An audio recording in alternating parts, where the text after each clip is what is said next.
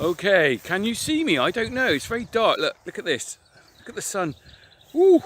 Sun's rising over there, look at that. Beautiful morning. Anyway, I'm trying to get a bit of light on my face. I know it's not great with this bit. Anyway, I've just moved the fence for the cows. Maybe I'll make a video about that another day. But I'm just going to walk up the field to let them back in on this lovely grass. The fresh grass is behind me. See the strip there? Look, I'm strip grazing. So I move the fence a bit at a time.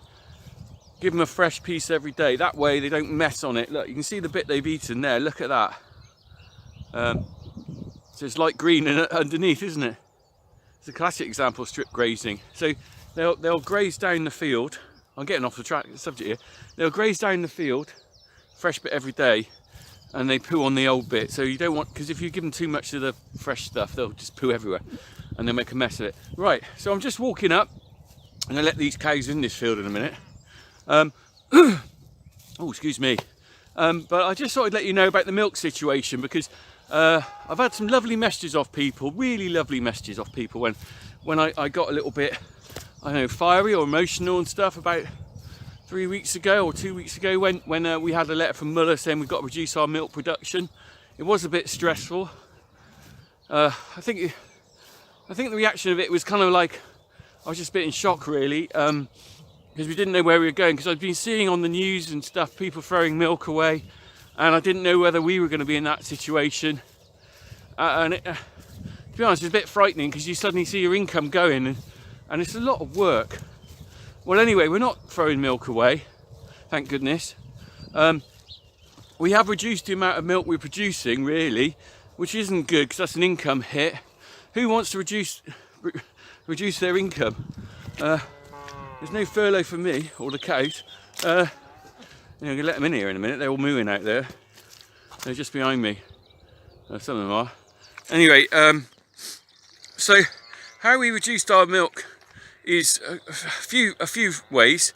Firstly, what we did, we reduced the amount of. There you are. Hello, cow. You can see us there. Look. Very muddy and wet in this gateway. So we reduced the amount of feed they're having and reduce the protein content of the cake. So we've gone down 2% on the cake protein, which means they produce less milk. Another couple of things we did, we dried off a couple of cows. So basically we stopped milking them a little bit earlier than we normally do, because you always dry off cows just before, well, sort of a month or so, 6 weeks before they're going to calve, give them a rest period. We dried a few off, the lower yielder ones that were due to calve. We dried them off a bit early. And we also took the extreme measure of culling one cow. Now, one cow isn't a massive difference on a big herd, but on a small farm like this, that's you know, only milking about 70, so you're losing something significant there. She was due to be culled anyway. She was a barren cow. She was old. She was losing production. She was losing condition, and we would have held on to her a little bit longer, because in the summertime, if you keep culled cows on, they can manage quite well, and they put on a bit of weight before they go off to the abattoir.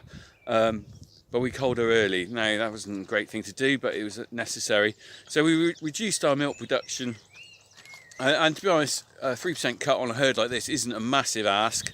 If you're a big herd, that's the steps you have to take are a lot more significant. So we are where we are now. Going forward on that, I don't know how we're going to do. You know, hello Moose. I'm going to let them in here in a minute. If you stay and watch this, it's quite nice. Right, we're going to go forward on that. I'm trying to hold the phone and open this gate. Look, ready? Let's go. It's a camp stampede. So we'll see how we go in the future. Not the best thing. Oh, I've got to hold this gate. Let me just see. There's no facility on this phone to swap. Hang on. Oh. Let me just put this on here. I need a new bit of string. Look, can you see that? I don't know where you can see that. Let's see. Not very easy when you're using the front camera on your phone. Right, I'm going to switch to the back camera because I got better control. Hang on. There we go. Some of them are running. Let's have a look. Look. There they go, they know where that fresh grass is. Look at them go, they must be a bit hungry. I probably didn't give them quite enough yesterday. I'll give them a bigger strip today.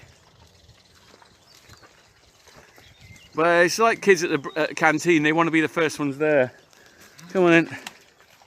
Ooh, come on. They all know.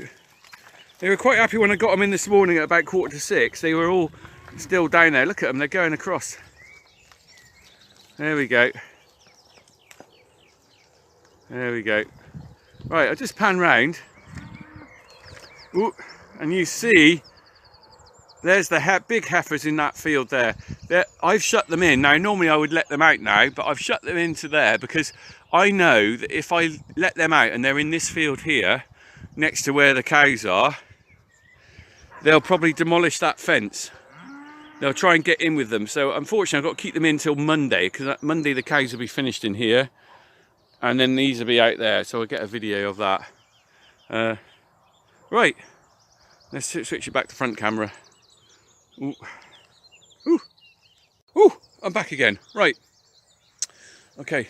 God, I look old and rough in this. I know I'm old anyway, but I don't think this adds anything to my look. Oh dear. And it's getting all tufty and horrible. Right, anyway, so that was just a little update on the milk situation. My advice to you, if you want to support British farmers, is to look into buying British products when you pick up stuff. That's easier said than done, because sometimes if you look in the small print, you can't, it says EU or something, it's not easy. But if you buy fresh meat, at least look on that, it's probably easier to tell. Look out for the little tractor logo, the Farm Assured logo. You see, the interesting thing is, I'll comment on this, Sainsbury's were caught out, I think Sainsbury's, and I'm not sure whether it was Asda, but I know it's Sainsbury's, were imported some Polish beef. They had some Polish beef in their store at the start of the lockdown. Now, I'm not quite sure why that was, because there's plenty of British beef out there, but there is probably an issue maybe of getting it to the supermarket. But the thing is, that kind of rides roughshod over all our farm assurance situation in this country, because we have to go for quite rigorous checking of, whether you use antibiotics or what the withholds are, what you've ordered, all the welfare things you have to do. And that's a British standard, but the stuff you import doesn't have to meet that standard. So this Polish stuff, I don't know what welfare standards they've got. That maybe they've got good ones, I don't know.